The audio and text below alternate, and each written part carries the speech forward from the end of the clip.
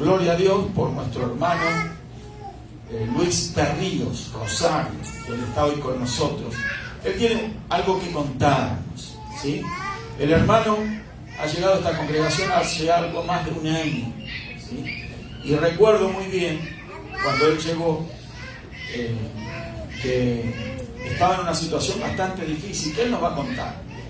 Y oramos por él, por esa situación que él tenía. Había una condición de salud, pero yo quiero que él lo cuente. ¿Qué pasaba?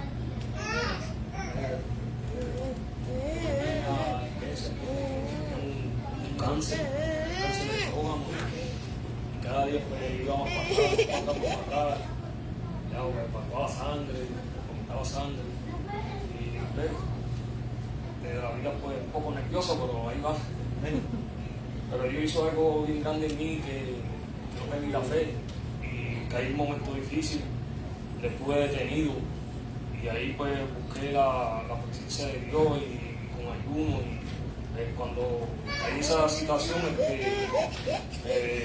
hace los chequeos que ellos dan y el COVID y todo eso y sabí que salí sano de mi estómago, que ya el caché se pareció que lo que tenía una úlcera y pues para hacer una victoria de Dios que Dios me dio la oportunidad de confiar en Dios y una iglesia que sigo orando y le voy a pedir que oren por mí. Amén. Bien agradecido con Dios por la iglesia.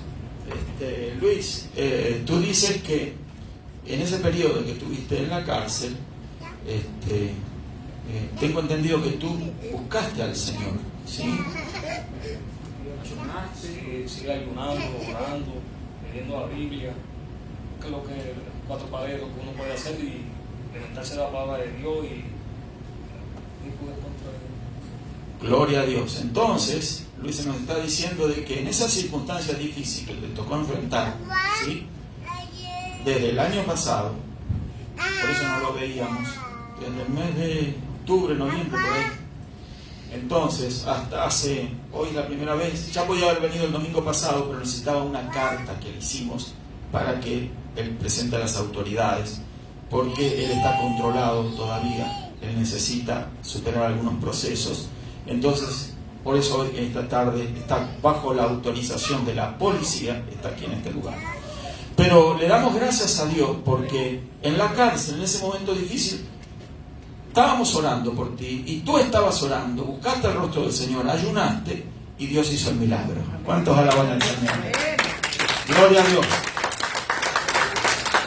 También Dios hizo el milagro porque lo vemos aquí presente, ¿verdad? Y Él no está encerrado. Pero vamos a seguir orando por Luis. Amén. ¿Por qué? Porque él tiene que enfrentar una situación todavía de la cual estamos totalmente creídos que va a salir airoso. Y si Dios hizo un milagro, lo hizo por algo, para que él lo cuente. Cada vez que Dios hace un milagro en nuestra vida, nosotros tenemos que contarlo. Porque de esa forma es que se glorifica el nombre del Señor Jesucristo. Amén. Así que yo le invito a ponerse de pie y vamos a hacer una oración por nuestro hermano. Gloria a Dios. Pidiéndole que él quede libre de toda situación que lo limite, en el nombre maravilloso de Cristo Jesús. Vamos a orar. Padre, en el nombre de Jesús, yo te doy gracias, Señor, por la vida de Luis. Señor, tú tienes misericordiosa porque eres un Dios de misericordia, Señor. Todopoderoso, Señor. Y en el nombre maravilloso de Jesús le diste la salud a este varón, Señor, devolviéndole la normalidad, Señor, y no teniendo que estar pasando por ningún tipo, Señor, de tratamiento como quimioterapia, situaciones, porque tú, Señor, has hecho un milagro en él. Gracias, Señor, por tu misericordia.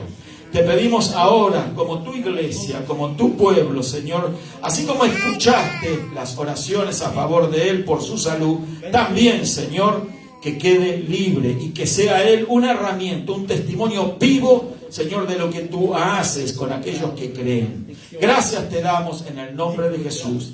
Amén y amén. Dios te bendiga. Gloria a Dios. Qué bueno, ¿verdad? Ver cómo la mano de Dios no se ha acortado para sanar, para liberar, para obrar milagros. Amén. Así que este Dios que sigue haciendo milagros, es el Dios que está a favor nuestro, en el cual nosotros podemos confiar, hermanos queridos. Amén. Y se requiere de fe, eso es todo, como veníamos hablando. Y la fe, ¿verdad?, se manifiesta a través de la oración. Si usted quiere milagros en su vida, si usted quiere ver bendiciones venir, si usted quiere ver cambios, cosas cambiar, ¿verdad?, en sus circunstancias difíciles, bueno, la oración. Amén. La fe en el Señor Jesús. Vamos a estar hablando en este día de un tema que me pareció que sería interesante compartirlo. Ya hace tiempo tenía esa intención. ¿Es bíblico el diezmo? ¿Sí? Es una enseñanza de la que vamos a estar analizando algunos aspectos que muchas veces no se mencionan, pero están ahí en la palabra y nosotros los vamos a mirar. ¿Es bíblico el diezmo? ¿O deben los cristianos diezmar? Quizás usted se lo preguntó también y usted consultó, ¿verdad?, con unas personas, por aquí, por allá, con otros hermanos, y muchas veces la respuesta que se encuentra en esas circunstancias es: no, el diezmo no es bíblico, o otros sí, el diezmo es bíblico, pero no se dan precisamente las condiciones o los requerimientos que muestra la palabra del Señor para que nosotros digamos si es bíblico o no es bíblico. Hoy vamos a estar mirando algo interesante relacionado con el diezmo. Tenemos que empezar a decir, antes de entrar a leer la Escritura, de que el diezmo es bíblico, ¿sí? Antes que nada, lo voy a decir, pero es importante entender que el diezmo es anterior a la ley. Vamos a explicar lo que era la ley, si tenemos el tiempo. Es un tema muy extenso, pero yo voy a tratar de abreviar todo, pero para que quede entendido, ¿verdad?, qué dice la Biblia con respecto al diezmo. Entonces, el diezmo es anterior a la ley de Dios. ¿Ustedes recuerdan quién fue el receptor de la ley de Dios? A ver, ¿quién me ayuda? ¿A quién Dios le dio la ley dentro de la nación de Israel? A Moisés, ¿sí? Entonces, todos conocemos esa historia, o por lo menos lo que lee en la Biblia, ¿verdad? Entonces, Moisés recibió las tablas de la ley, pero también recibió muchas otras revelaciones en el monte Sinaí. ¿Sí? Dios le mostró no solamente, ¿verdad?, las tablas de la ley, y no vamos a abundar en detalles en eso, pero también otras leyes que la nación de Israel tenía que guardar para su bendición, ¿sí? La Biblia nos habla extensamente de eso en el libro de Levítico, el tercer libro de la Biblia, también en Deuteronomio nos habla de algunos aspectos de la ley.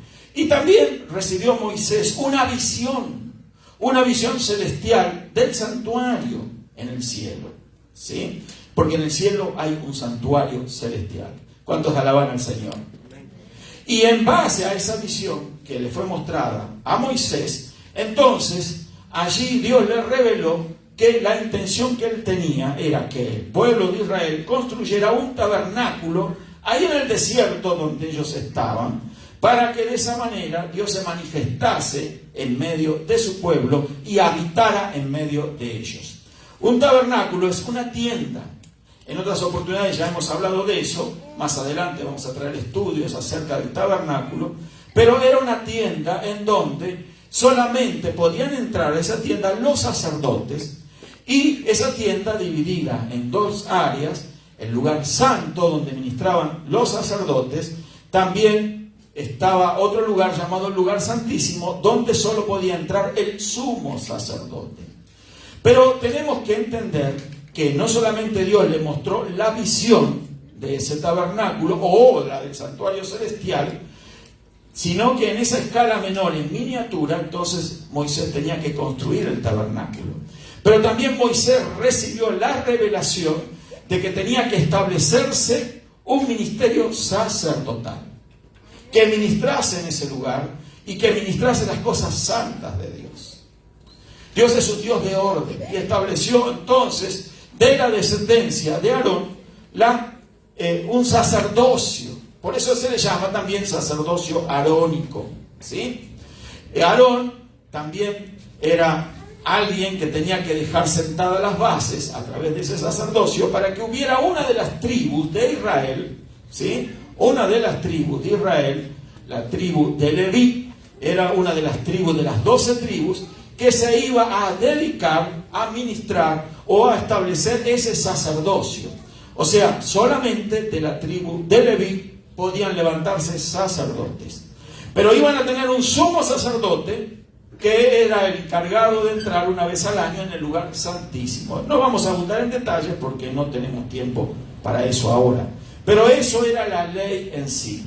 Los mandamientos, la visión del tabernáculo o del santuario celestial y en escala menor el tabernáculo, y también ese orden sacerdotal para ministrar las cosas sagradas de Dios. Todo eso lo estableció Moisés por revelación de Dios. Y así fue.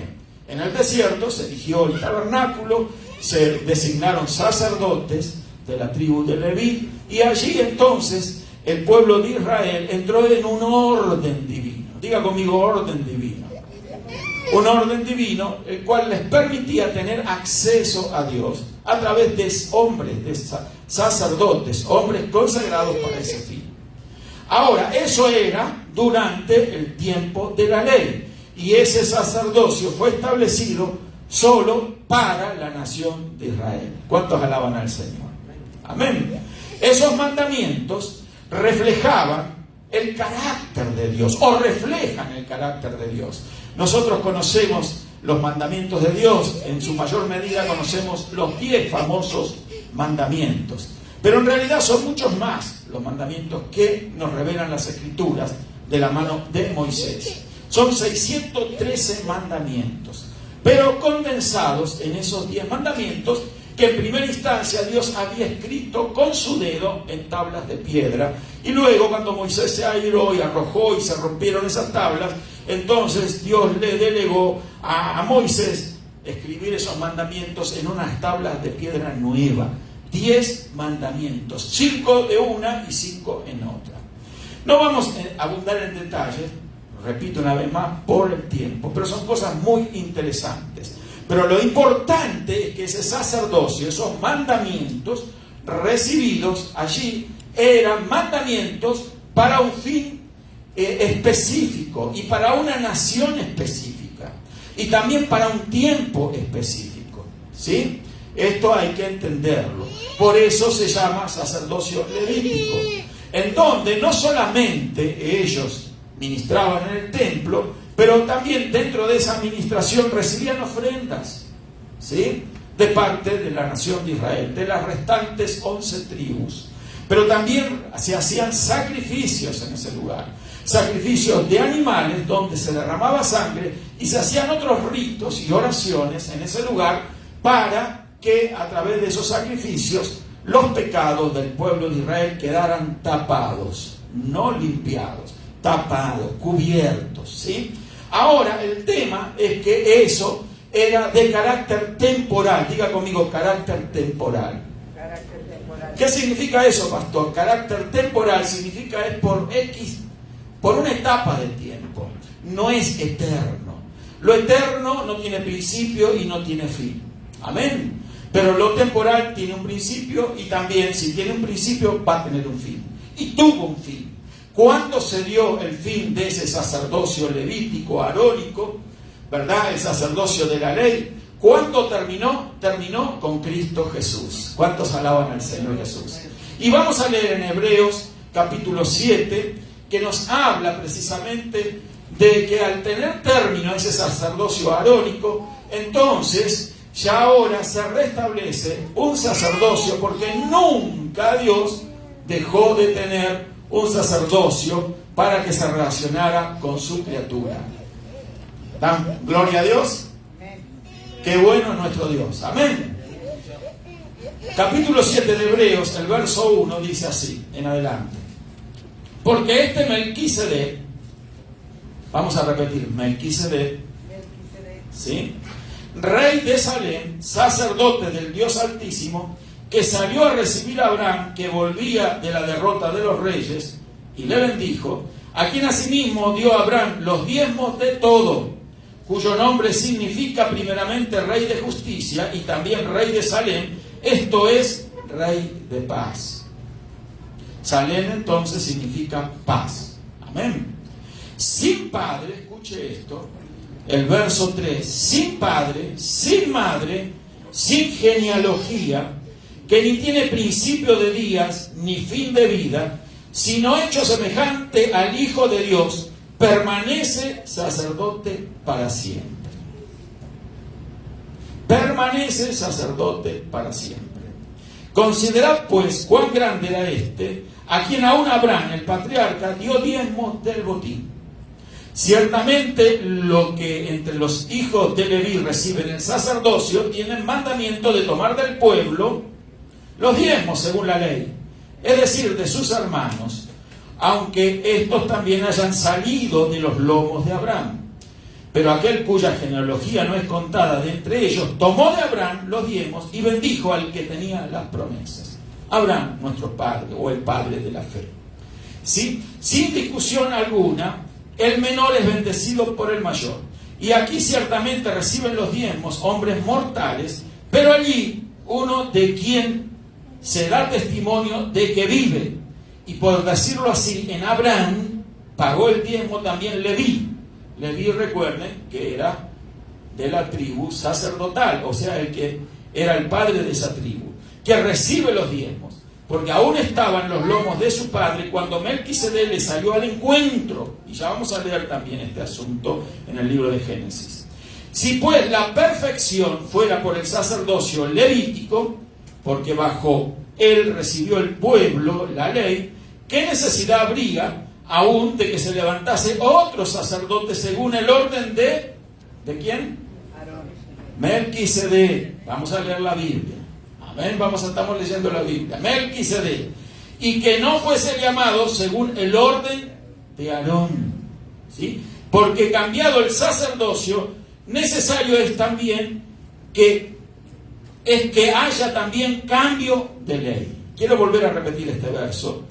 Dice, porque cambiado el sacerdocio, es necesario es que haya también cambio de ley. ¿Sí? Voy a leer un poco más. Y dice, y aquel de quien se dice esto es de otra tribu, la de la cual nadie sirvió al altar. Porque manifiesto es que nuestro Señor Jesucristo, vino de la tribu de Judá. ¿Sí? ¿De qué tribu vino el Señor Jesús? De la tribu de Judá, de la cual nada habló Moisés tocante al sacerdocio. Y esto es aún más manifiesto si a semejanza de Melquisedec se levanta un sacerdote distinto, no constituido conforme a la ley del mandamiento acerca de la descendencia, sino según el poder de una vida indestructible. Y el verso último que vamos a leer es el 17, que dice, pues se da testimonio de él, tú eres sacerdote para siempre, según el orden de Melquisedec. Amén y amén. ¿Cuántos dan gloria a Dios? Puede sonar profundo, y es profundo el pasaje, pocas veces escudriñado, leído, predicado o enseñado. Pero en esta cuestión del diezmo es de suprema importancia entender lo que significaba o lo que significa ese sacerdocio de Melquisedec. Si usted va a la Biblia, en el libro de Génesis, vamos a mirar Génesis capítulo 14, está hablando más o menos lo que ya nos informó la carta a los Hebreos acerca de ese evento, ¿sí? Génesis 14, el verso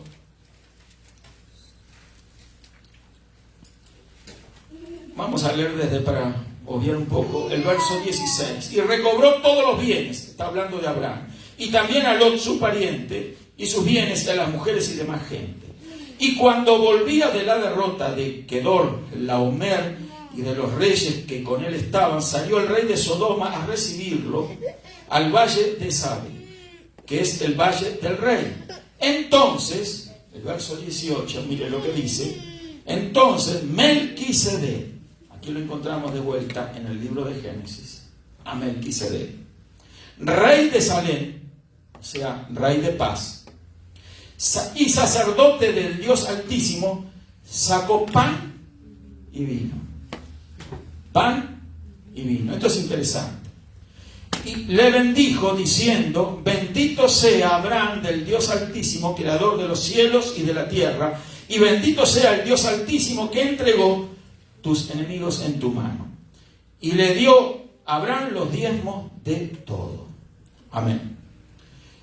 La primera referencia que encontramos acerca del diezmo, lo tenemos aquí, lo que hemos leído. Abraham le dio los diezmos de todo lo que había logrado en aquella batalla, del botín que había conseguido cuando fue a liberar a su sobrino Lot de la mano de los reyes enemigos que lo habían capturado. Abraham fue y lo liberó a su sobrino, pero también se trajo el botín. De ese botín, entonces, viniendo con los reyes que lo habían apoyado, entonces dice la Escritura que en determinado momento, regresando de esa victoria, se le sale al encuentro este Melquisedec, ¿sí? Melquisedec. Y ya oímos en el libro de los Hebreos que este Melquisedec, del cual habla la Escritura, es sin genealogía, sin padre y sin madre. Eso significa que nunca nació. ¿Me explico? Pastor, ¿eso es cierto? Vamos a leerlo de vuelta. Dice el verso 3 del capítulo 7 de los Hebreos que ya leímos. Lo voy a repetir.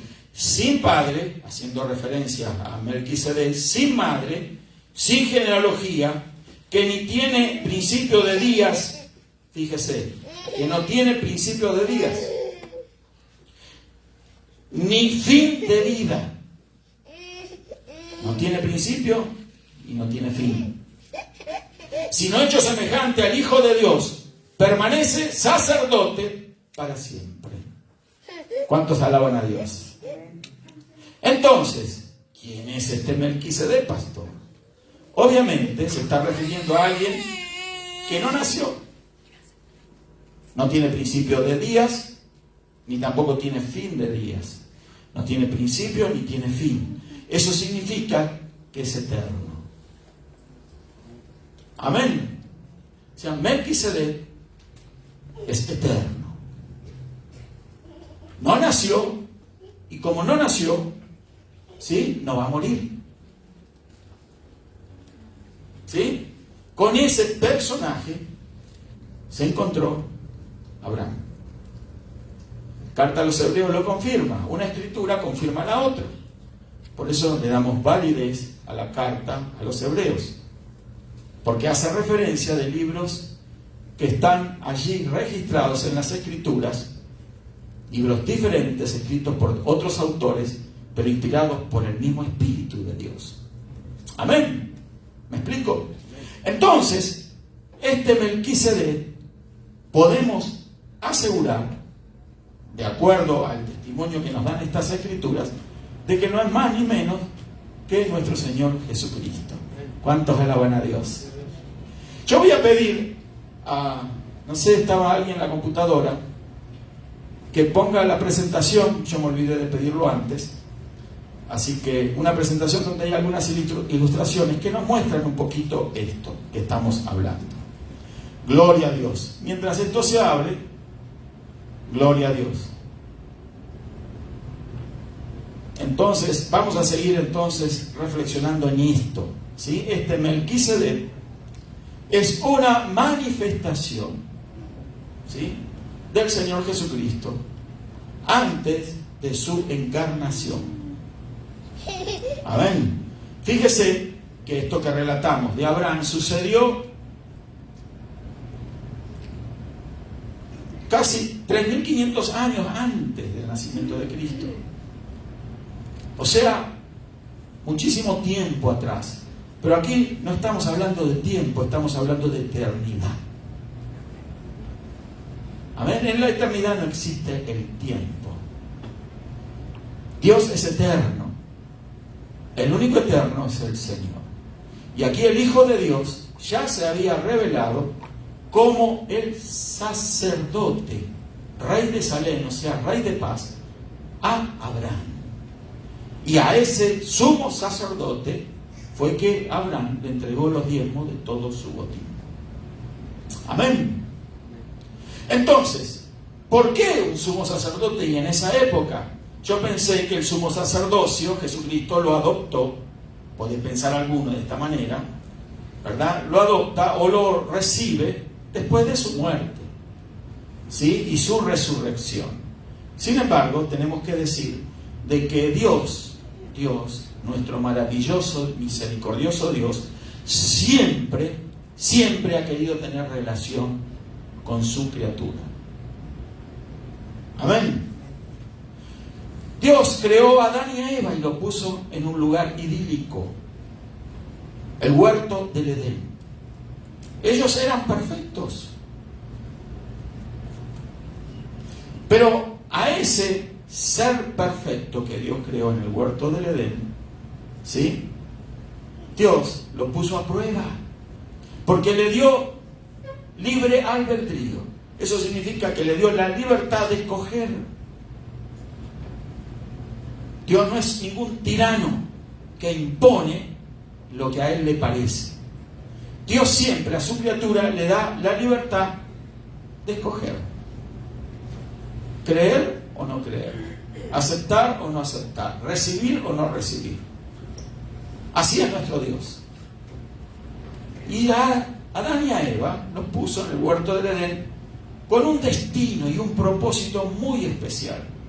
De ser reyes de esa creación, de lo que le había rodeado Dios, de ese mundo maravilloso. Y no solamente reyes, sino también sacerdotes.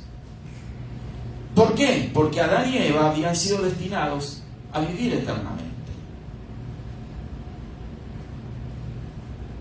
La muerte no estaba diseñada para ellos. La muerte fue introducida en esa creación a causa del pecado. Pero Adán y Eva estaban destinados, si ellos se hubiesen ubicado en el centro de la voluntad de Dios, a vivir por la eternidad. Pero para vivir por la eternidad tenían que haber comido del árbol de la vida.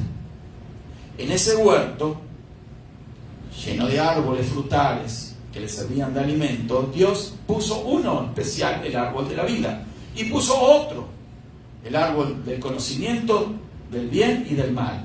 En otras versiones, el árbol de la ciencia del bien y del mal. Conocemos toda la historia, ¿verdad? Hasta los niños también la conocen. Entonces, el hombre tenía que escoger qué fruto comer. Satanás engañó a nuestros primeros padres y les dijo que coman del árbol de la ciencia del bien y del mal. Cuando comiesen de ese árbol, según Satanás y su argumento, ellos no iban a morir, porque sabe Dios que el día que ustedes coman de ese fruto, ustedes van a ser como dioses. Ustedes van a saber todas las cosas. Porque obviamente, cuando Adán y Eva comieron del árbol de la ciencia del bien y del mal, recibieron en primer lugar información. ¿Qué recibieron? Ciencia, conocimiento. Pero ese árbol estaba allí a prueba para nuestros primeros padres. Esa información, esa ciencia, ese entender el bien y el mal, lo llevaba a adquirir una mente racional. Diga conmigo, mente racional. Una mente que razona. Adán, hasta ese momento, antes de comer el árbol de la ciencia del bien y del mal, no tenía una mente racional. Si Adán no hubiese comido de ningún árbol, nunca tampoco hubiese ido al cielo, porque ese no era el cielo, ese era el huerto del Edén, el paraíso. Porque para ir al cielo hay que comer del árbol de la vida. ¿Cuántos alaban a Dios? El árbol de la vida significa la vida de Dios. El árbol de la vida que estaba allí también en ese huerto significa la persona de nuestro Señor Jesucristo, porque el que come de Él tiene vida eterna. Adán no estaba manchado todavía por el pecado, pero si no comía del árbol de la vida, jamás hubiese entrado al cielo de Dios. A pesar de que era perfecto, no tenía la vida divina que lo capacitaba para vivir en el cielo, porque en el cielo solamente van a entrar aquellos que han nacido de nuevo. Y los que han nacido de nuevo son los que han recibido la vida de Cristo en su interior. Los que han nacido de nuevo han creído en el Señor Jesucristo, lo han recibido y de esa manera están comiendo del árbol de la vida. Están comiendo de ese fruto que les trae y les da vida eterna. ¿Cuántos alaban al Señor? De eso se trata. Cuando alguien come del árbol de la vida, entonces adquiere vida eterna. Porque la vida de Jesucristo es indestructible, ya lo hemos leído en la carta a los Hebreos. Indestructible. No tiene fin. ¿Sí? Por eso, si Adán hubiese comido del árbol de la vida, del fruto del árbol de la vida, hubiese tenido vida eterna. Por eso, cuando él pecó, comiendo y desobedeciendo a Dios, comiendo del fruto del árbol de la ciencia del bien y del mal, empezó a razonar, empezó a pensar, usando el raciocinio que tantos aplauden. Todo el mundo dice, qué persona tan razonable, qué persona que razona las cosas. Los hijos de Dios no nos guiamos por la razón, nos guiamos por la fe. ¿Sí me explico? No nos guiamos por la razón. La fe es la que me guía. La fe es la que me dicta las cosas. La fe sencillamente se manifiesta y se expresa en mi interior y me muestra las cosas que Dios tiene preparadas para mí y yo lo creo. Eso es la fe. No razono cuando Dios me muestra algo. No digo imposible, no lo conseguiré nunca. No, creo que si Dios me lo mostró, lo voy a tener. Por eso Adán había sido llamado a constituirse rey y sacerdote, pero tenía que comer primero del árbol de la vida, cosa que no hizo. Por eso cuando peca Adán y pecó Eva, Dios los expulsa de ese huerto y pone querubines con espadas encendidas para evitar que Adán se reintrodujera en ese lugar y entonces allí sí comiera del árbol de la vida. Porque ya ahora iba a ser un proceso diferente. Ya el hombre había adquirido una naturaleza caída. La misma naturaleza satánica, al comer del árbol de la ciencia del bien y del mal, había entrado en ellos. ¿Me estoy explicando, hermano? Y al entrar esa naturaleza satánica en nuestros primeros padres, se transmitió a toda su descendencia hasta el día de hoy. Por eso nosotros tenemos la tendencia siempre, humanamente hablando, de razonar, si estamos en un sano juicio. Pero la razón no es de la mejor de las opciones. Yo prefiero estar loco, pero por Cristo. Lo contrario a un ser razonable es alguien loco. Yo soy loco por Cristo. ¿Usted? Amén. Entonces, el tema es que la fe le lleva a uno a hacer cosas que para el mundo natural son locura. A creer cosas que para los demás son locuras. Sin embargo, ahora Dios los echa de ese lugar y no les permite comer del árbol de la vida. Porque Dios tenía otros planes. Ya se vio en la necesidad, al expulsar a Adán y Eva de ahí, que estaban designados, diseñados para ser sacerdotes y reyes eternamente. Ya no lo serían.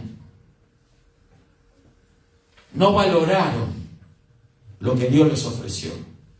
Lo despreciaron. Quisieron lo que la serpiente les prometió. Quisieron el momento, el disfrute, no consideraron el mandamiento. Dios no les dio ni 613, ni siquiera 10, les dio uno solo. De ese árbol no coman. Y ese único mandamiento lo quebraron. ¿Se da cuenta que no podían ir al cielo? Amén. Pero para eso Dios tenía preparado un plan, porque a Dios no lo sorprende nada ni nadie. Dios es eterno, es omnisapiente, lo sabe todo. Desde la eternidad, la economía divina, diga conmigo, economía divina, necesitaba expresarse en su real dimensión. ¿Qué quiere decir esto? Dios es un Dios de economía. Economía significa la administración de bienes, de recursos. Puede significar muchas cosas. Pero en la economía divina era necesario que hubiera un padre y también un hijo. Y también el Espíritu Santo. A muchos que no creen esto, llámese unicitarios, unitarios, o como se llamen, o quieran, les guste a ellos que los mencionen, no pueden entender esto, porque no pueden entender a Dios.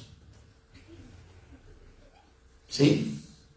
La economía divina necesitaba de un padre que escogiese,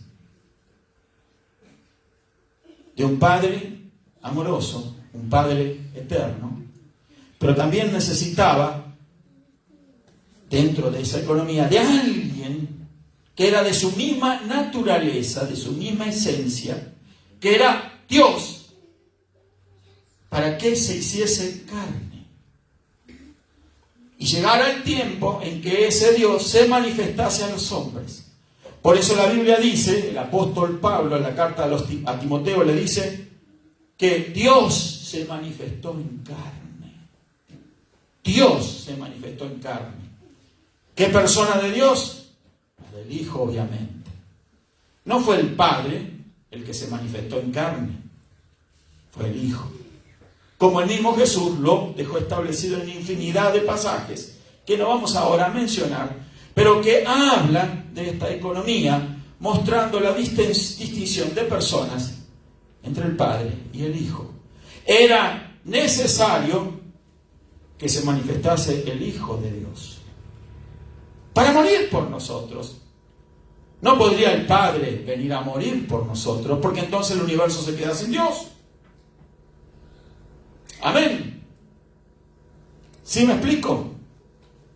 Pero hay sectas que enseñan estas cosas, herejías, que el Padre se hizo carne y que ese Padre en realidad es Jesús.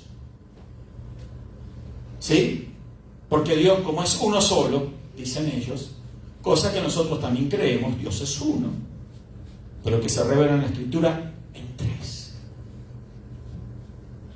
En tres personas de la misma naturaleza, de la misma esencia. ¿Sí? El Padre, el Hijo y el Espíritu Santo. Porque lo requiere la economía. Usted vio que para que la economía se lleve a cabo se requiere de distintos procedimientos. Solamente voy a decir esto, que para que haya economía en una nación tiene que haber compra y tiene que haber venta. Tiene que haber canales para que esas cosas se expresen y se manifiesten. Eso se llama economía. En la economía divina, el Padre, como Padre, Creador, junto al Hijo, en el principio era el Verbo, nos informa el Evangelio de Juan, capítulo 1, verso 1, en el principio era el Verbo, y el Verbo estaba con Dios, y el Verbo era Dios. ¿Quién era el que estaba con Dios? El Verbo. ¿Quién es el Verbo? Jesucristo. Más adelante lo confirma el mismo Evangelio de Juan. El Verbo es Jesús. Estaba con Dios y era Dios. Un misterio, ¿verdad? A veces poco comprensible, pero cuando uno mira el panorama de la economía divina, le queda bien claras las cosas. Entonces, Dios había destinado al hombre para que fuese ese sacerdote y ese rey de toda esa creación que había realizado el Creador. Y el hombre no estuvo a la altura. No fue responsable. Fue expulsado. Pero Dios siempre amó al hombre. ¿Por qué, pastor? Porque lo hizo a su imagen y a su semejanza. ¿Cuántos alaban al Señor? Estamos hechos a imagen y a semejanza de Dios. Por eso el amor de Dios se derrama sobre nosotros de una manera especial. Dios ama su creación, Dios ama a todas las criaturas de la tierra y de todo lo que Él ha creado. Dios lo ama, pero ama por sobre todas las cosas a su criatura máxima, el ser humano. Amén. ¿Por qué? Somos a imagen y a semejanza de Dios. Entonces, ese sacerdocio que perdió de cumplir Adán y Eva en el huerto del Edén, tenía que ahora ser el motivo para la manifestación de este Melquisedec.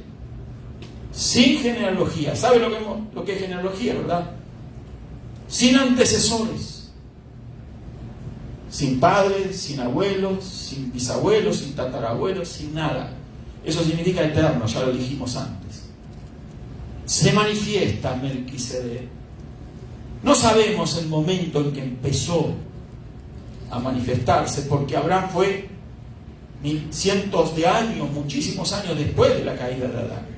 Usted lo puede estudiar en el lapso del tiempo entre la caída de Adán, que se puede deducir hasta Abraham, el padre de la fe. Entonces, ahí vemos la aparición de Melquisedec con un sacerdocio eterno. Eterno. Pero pastor, ¿qué tiene que ver el diezmo con esto? Explico todo esto para que comprendamos que cuando hoy en día estamos dándole algo a Dios, lo hacemos bajo el principio del sacerdocio de Melquisedec y no el de la ley. Porque la ley ya caducó, dice la Escritura.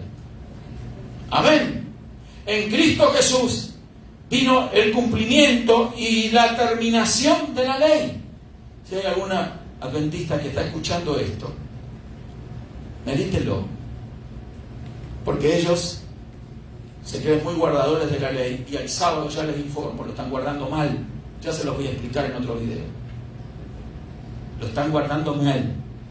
Así que si se jactan de guardar los mandamientos de Dios, están equivocados.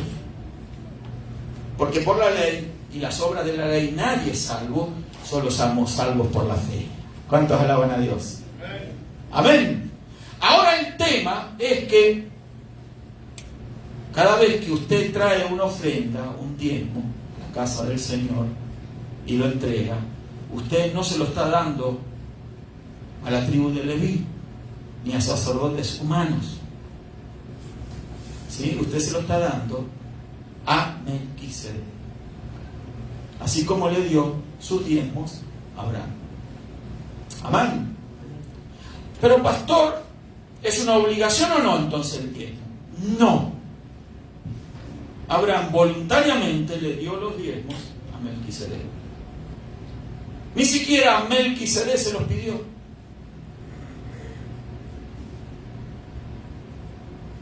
Lo salió a recibir, recuerde lo que hemos leído, y le dio pan y vino. ¿Qué le dio?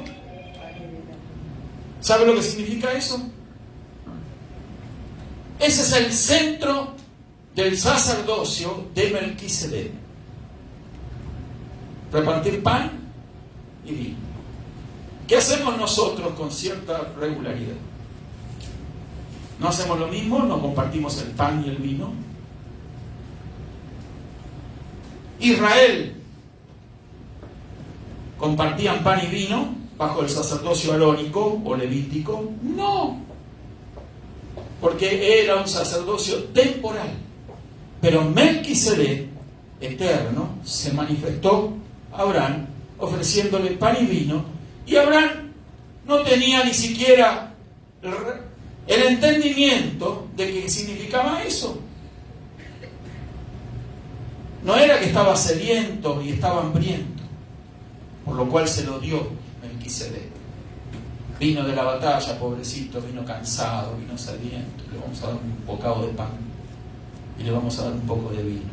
No, Esto tiene un profundo significado. Significa que ya este Melquisedec eterno está expresando cuál es el fin de su misión.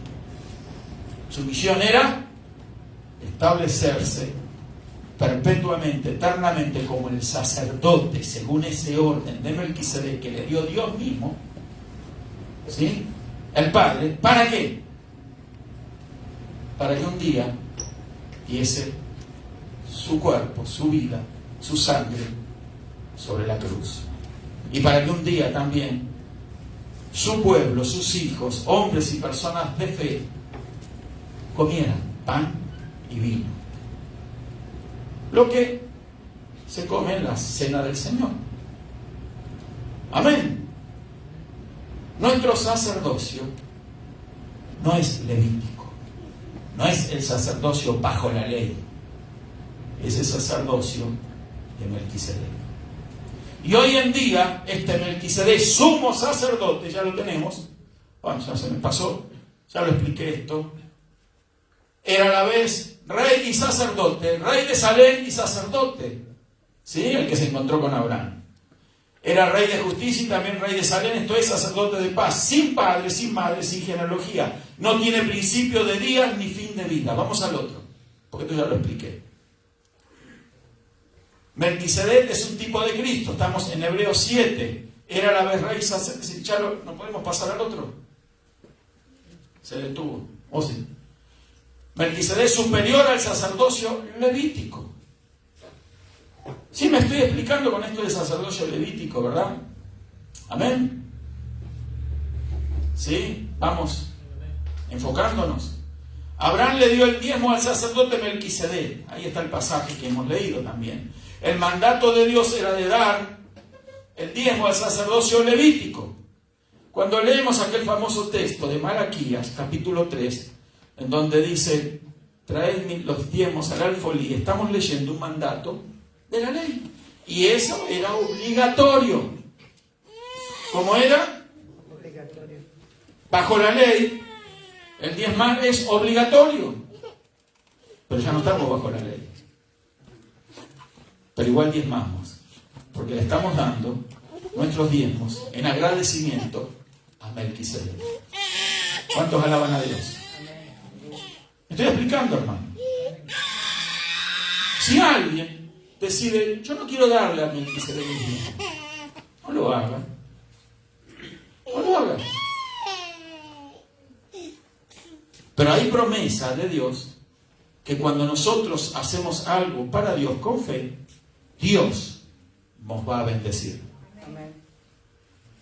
Yo podría preguntar a muchos de los que están aquí, porque yo lo he visto con mis ojos, cómo sus vidas han sido prosperadas cuando empezaron a diezmar. Cuando no se diezma, Melquisedec no tiene ningún compromiso. ¿Por qué habría de bendecir a Dios económicamente a alguien que no le da nada a Dios?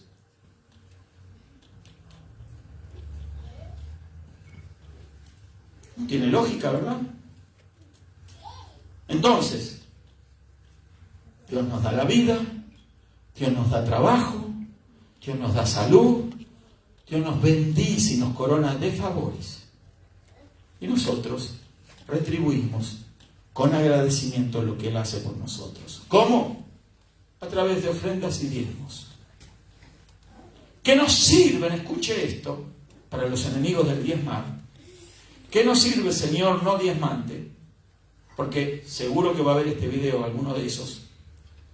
Nos sirve para que nuestra fe crezca. Por eso Dios estableció las ofrendas y los diezmos. ¿Será que Dios necesita de nuestro dinero para algo? Si Él es el dueño del oro y de la plata. Entonces, ¿para qué se pide el diezmo? Sencillamente porque es una herramienta para que nuestra fe crezca. Porque cuando tú le das algo a Dios, estás diciendo, Señor, esto me podría servir ahora, pero yo te lo voy a dar a ti, porque confío en ti. Confío en que siempre hay provisión para mí. el desprenderme de esto no me afecta, porque sé que hay abundancia de provisión para mí. Por eso no quiero ni quedarme con las cosas de los demás. No quiero ni robar ni codiciar, porque entonces sería una manifestación de incredulidad hacia tu persona. No me quiero quedar con nada que no es mío, que me lo has dado tú. Yo me quiero quedar con lo que tú me has dado. Y en agradecimiento a que tú me das abundantemente, yo te doy esto, para que mi fe siga creciendo. Porque no dependo de mi trabajo, ni dependo de mi talento, ni dependo de mi habilidad, ni dependo de mi sentido de la oportunidad en la vida, ni dependo de mis amigos, ni dependo de la cuenta bancaria, ni dependo de las posesiones, no dependo de propiedades, no dependo de carros del año, no dependo de nada sobre esta tierra. Mi dependencia es total hacia ti, Señor. A ti te doy gloria, a ti te bendigo, a ti te honro y te doy todo lo que me pidas, porque sé que mi provisión siempre está asegurada. Amén. Por eso le damos a Dios. No le damos para que el pastor vea, que los hermanos vean cuán dadivosos y generosos somos. No. Le damos porque Melquisedec lo recibe. Nuestro Señor lo recibe. Amén. Cuando nosotros damos con esa actitud de fe, ni siquiera razonamos, escuche, Señor, contra el diezmo, ni siquiera razonamos qué se hace con esos diezmos. Y muchos me dijeron, ¿y qué hacen los pastores con los diezmos? ¿Por qué no le preguntas a Dios qué se hace con sus diezmos? Dios responde. Ahora, si tú crees en Dios que no responde, entonces estás creyendo mal. Te enseñaron mal. La Biblia dice que Dios responde a nuestra oración y nos habla. El asunto es que si tú no le escuchas hablar a Dios, es porque no tienes contacto con Dios, no tienes relación con Dios, solo con tu mente que razona. Por eso no puedes ser una persona de fe.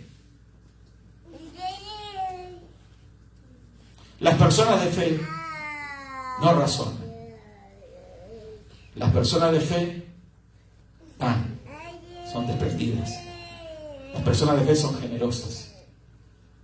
Los hombres y mujeres de Dios, genuinos de Dios, se desprenden. No a lo tonto ni a lo loco, no. Si no, Dios hubiese dicho, no me traigan el 10%, tráiganme el 90%. Dios nos pone a prueba a través del sacerdocio de Melquisedec para ver cómo va a ser la economía el año que viene para nosotros. Oh, pastor, yo ahora voy a salir corriendo, voy a dar mi diezmo y espero que ya el mes que viene yo me saque la lotería. No vas a sacarte ninguna lotería, porque cuando confías en Dios estás confiando en la provisión divina, y la lotería no es de Dios.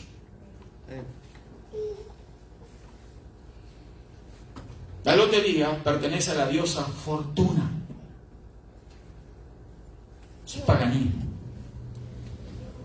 El que juega quinielas, loterías y juegos de azar está poniendo su confianza en la fortuna. Pero Dios nos ha llamado a poner nuestra confianza solamente en Él. Así que si hay alguno que piensa sacarse el gordo de Navidad, lo voy a desalentar, no se va a sacar nada a usted. Yo creo que acá ninguno juega lotería, ¿verdad? Se lo dice a alguien que era uno de los vicios que tenía. Yo quería ser millonario.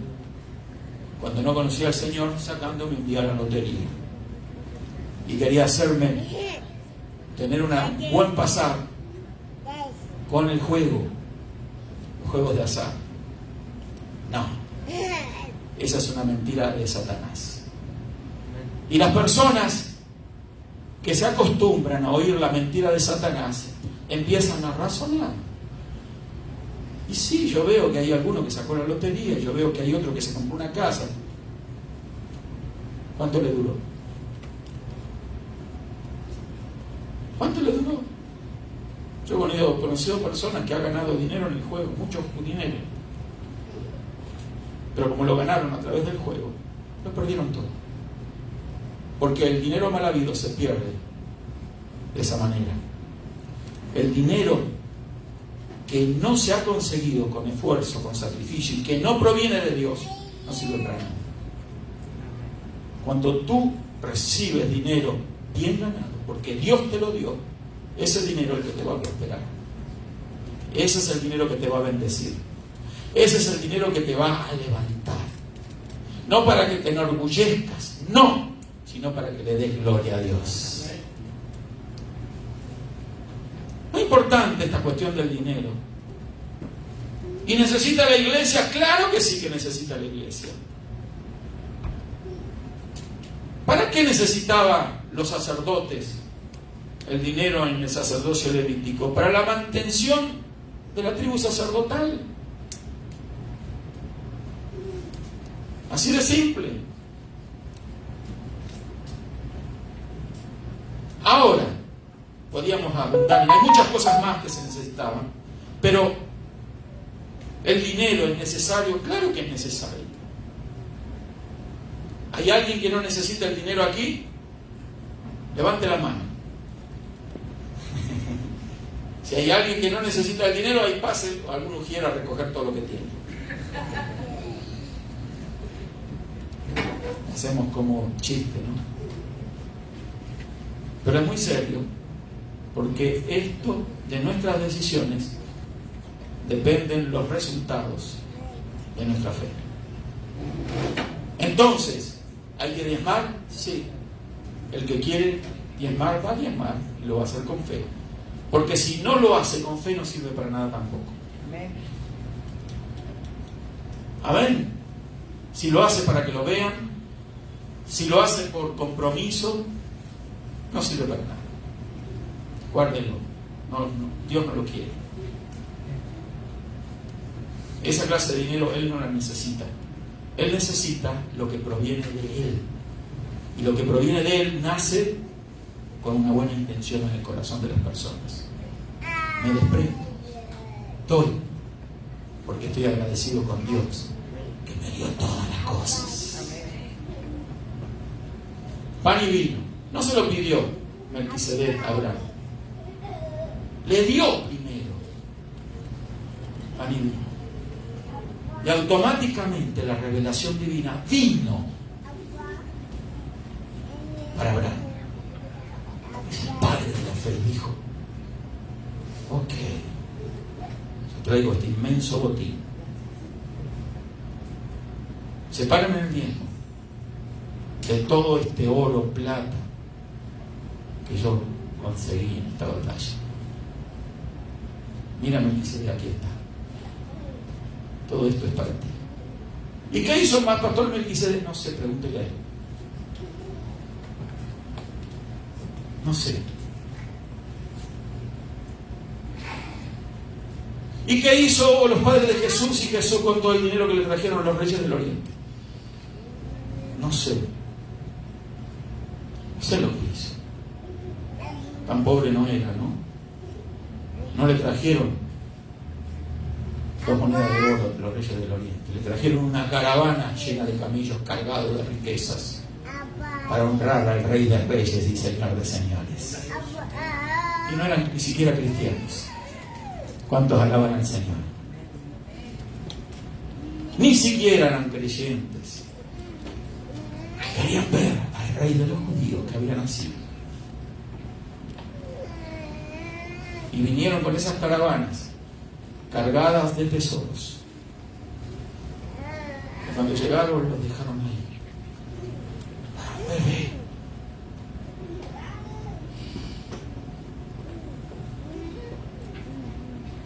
No eran tan pobres la familia de Jesús. Se estableció una carpintería bien puesta.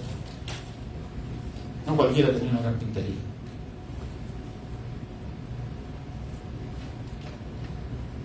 y un evangelio mal enfocado, y que muchos escuchan, y por no conocer la Escritura, se pierden muchas cosas. Jesús es nuestro sumo sacerdote para siempre, según el orden de Melquisedec. Cuando dan gloria a Dios. Dios es un Dios de orden. Qué maravilloso es nuestro Dios. Dios no dejó librado nada al azar, porque Dios es enemigo del azar. No hay nada librado a la casualidad. Nada pasa por casualidad. Todo pasa por algo. Y lo mejor que nos puede pasar a nosotros es que se cumpla el plan de Dios en nuestra vida. Pero para eso somos responsables. Amén. Oh, Dios no me bendijo, Dios no me ayudó. Pero ¿cómo Dios va a ayudar a alguien que no tiene ganas de ayudarse nunca? Yo he conocido creyentes así, que están esperando que Dios los bendiga y se quedan durmiendo. Ayúdate, sal a buscar trabajo, haz una oración, Dios te va a conducir a la puerta abierta, a la puerta de bendición. No puedes quedarte de brazo cruzado. Tienes que buscar la oportunidad, la puerta que Dios tiene abierta para ti. Y cuando eres consecuente con Dios y das lo que Melquisedec siempre le agradó recibir, que nunca pidió, escucha, que voluntariamente Abraham le dio y que voluntariamente los creyentes le damos al Señor, entonces Él ve esa expresión de fe y Él multiplica. Multiplica. Se lo puedo asegurar. Dios multiplica al que cree. Probadme ahora, dice Malaquías, en esto. Si no, os abriré la ventana de los cielos. Era la ley, pero estos principios también se cumplen cuando nosotros damos con fe. Amén. Probadme ahora, os abriré la ventana de los cielos y reprenderé al devorador. Era la ley, pero con más razón en este sacerdocio del Melquisedec se va a cumplir, en donde Dios, el Señor, va a detener las hordas de demonios que vienen por lo menos.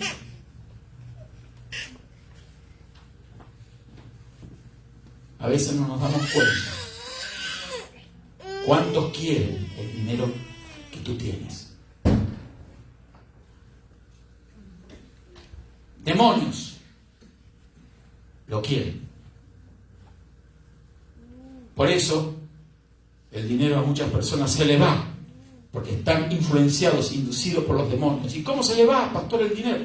Las drogas, el alcohol, el juego, la inmoralidad, la perversión, los demonios, la codicia, el demonio de esa codicia que nunca se sacia. Cuando una persona está influida por esos demonios, siempre quiere más. La codicia de no darle a Dios lo que Él merece, lo material y el tiempo. El tiempo, porque en definitiva el tiempo que vivimos es de Dios, no es nuestro. Amén. Si respiramos porque Dios lo permite, porque un día puede que no llegues a despertar y ya va a ser tarde para llamar al 911. Un cuerpo tieso sobre una cama. A todos nos va a llegar en algún momento en la vida eso. Pero qué bueno que llegue ese momento con saber y tener la seguridad de que hemos sembrado en el reino de los cielos. Amén. Porque lo que el hombre siembra, eso cosecha. ¿Lo crees? Lo que se siembra, se cosecha. Si no cosechas aquí, ten la seguridad que en la eternidad hay abundancia. Pero pastor, todos van a ser iguales y van a recibir lo mismo. No. He aquí, yo vengo pronto, dijo el Señor, para recompensar a cada uno según fuere su obra.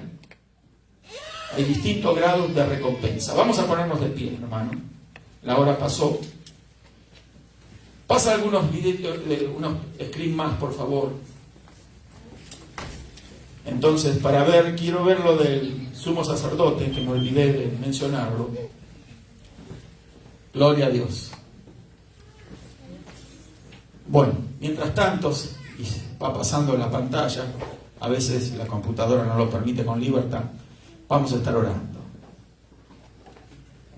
¿Hay que diezmar? La Biblia dice que hay bendición en dar.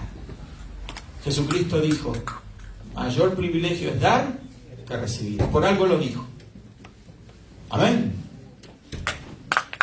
No te dijo, te doy orden de dar. Mayor privilegio. Así hablaba el Señor. Él nunca presionó, nunca obligó. No. Él no es un tirano. Él dijo, ¿tú quieres tener privilegio? Da. ¿Tú quieres tener larga vida? Da. ¿Tú quieres tener bendición? Da. ¿Tú quieres tener un buen hogar? Da. ¿Una buena familia? Da. ¿Quieres tener posesiones? Da. ¿Quieres tener un buen matrimonio? Da. 42 años sirviendo al Señor lo he visto, hermano. Lo he visto. Que los que dan reciben bendiciones. Y cuando yo le cerré la mano al Señor, el Señor me soltó. Porque también he cometido errores, claro. Cuando no daba a Melquisedec, al Señor Jesucristo, le tuve que dar al enemigo porque me robaron. Pero cuando nosotros somos consecuentes con la fe que profesamos y nos hacemos eco de las palabras del Señor que dijo, mayor privilegio es dar que recibir, tengo que entenderlo. El deseo de Dios es que demos porque Él es un Dios que da. De tal manera amó Dios al mundo que dio a su Hijo unigénito, para que todo aquel que en Él cree no se pierda, mas tenga vida eterna. Dio a su Hijo unigénito. Lo dio todo. ¿Daríamos a algunos de nosotros a nuestros hijos? No. Claro que no. Pero el Padre dio a su Hijo. Amén. Esa es la expresión máxima de dar. Estaríamos horas hablando de eso. Pero que nos quede eso en nuestra mente y en nuestro corazón. Un padre entregando a su Hijo por amor a todos. Por eso, cuando Juan menciona, el Evangelio de Juan, dio a su Hijo unigénito, era su único Hijo, unigénito, y era de carácter eterno. Pero después que Jesús murió en la cruz, ya no era más unigénito, era el primogénito entre muchas hermanas. Otro día vamos a hablar de la diferencia entre unigénito y primogénito. Amén. Pero todo nace en una expresión de amor, en dar. ¿Qué esperas para mañana? ¿Qué esperas para la semana que viene, el mes que viene, el año que viene, para lo que resta del año? ¿Qué deseas? Comienza a sembrar bien. Comienza a dar. Da tu vida por Cristo. Da tu tiempo. Da tus recursos. Hay recompensa. Hay recompensa. No hay nada que no vas a recibir en esta vida y mucho más en la vida eterna, prometió el Señor para los que le siguen. Nunca vas a quedar con las manos vacías. Te pueden abandonar muchos, pero Dios nunca. Demos y demos lo mejor no las migas, migajas. Demos lo mejor para Dios. Demos lo que nos duele.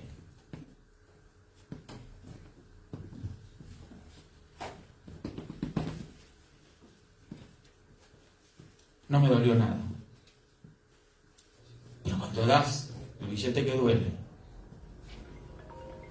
eso, cuanto más te duela, mejor beneficio. Vamos a orar. Levanta tu mano y vamos a invitar a orar también a los que nos están viendo y vamos a declarar bendición en todos los aspectos.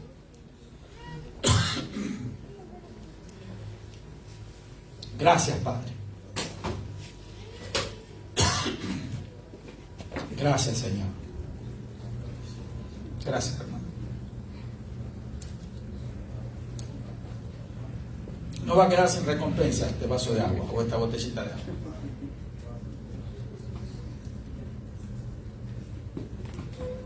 Levante la mano y vamos a declarar bendición. Sé que de aquí van a salir personas bendecidas, bendecidas, porque Dios nos ha llamado a ser un pueblo bendecido, a no andar de sobresalto en sobresalto, de pozo en pozo, de pantano en pantano, a levantarnos para que el mundo vea y diga, este sí tiene un Dios que lo bendice. Amén. No para nuestra jactancia, sino bendición para ayudar a otros, para que el mundo vea cómo Dios trata a su pueblo, a sus hijos, cómo nos tiene el Señor. ¿Lo creen? Dios va a darle lo mejor. No se lo prometo yo, lo promete la Escritura. Dios nos da lo mejor. Demos nosotros lo mejor que tenemos. Padre, en el maravilloso nombre de tu Hijo amado Jesús, te doy gracias, Señor. Gracias porque nos has incluido, Señor, en tu reino de gloria, en este sacerdocio, Señor, de nuestro sumo sacerdote Melquisedec, Señor, eterno. Y también nos has llamado a ser sacerdotes y reyes juntamente con Él, Señor. Tu palabra lo dice, Señor. Ahora ministramos, Señor, tu palabra, ministramos tu testimonio, tus maravillas. Te doy gracias por todo lo que haces por nosotros, por los milagros, por la salud. Te doy gracias por la bendición, la prosperidad. Te doy gracias por tu pueblo, por cada familia, por cada hogar, por cada una de las personas que están viendo este video. Bendícelos, Señor, en la medida que ellos pongan en práctica estos consejos. Sabemos, Señor, que tú vas a abrir la ventana de los cielos y vas a derramar bendición hasta que sobreabunde. En el maravilloso nombre de Jesús. Si hay alguno ahí que necesita recibir a Cristo, este es un momento glorioso para hacerlo. Solamente dile al Señor, entra en mi corazón, te recibo en el día de hoy. Lávame en tu sangre y lléname del Espíritu Santo. Creo que tú eres el Salvador. Creo que moriste por mis pecados. Y creo que estás sentado a la diestra del Padre. Y ahí me estás esperando. Gracias te doy, Señor. En el nombre de Jesús. También declaramos salud en los enfermos. Aquellos que están enfermos, lo declaramos en salud. Gracias, Padre. Amén y amén. Gloria a Dios. Vamos a despedirnos con la maravillosa paz del Señor Jesucristo. Dios los bendiga a todos. Aquellos que están viendo el video, también les digo que pueden ver más videos en nuestra página de YouTube, Pastor Carlos de Betán. Dios les bendiga a todos.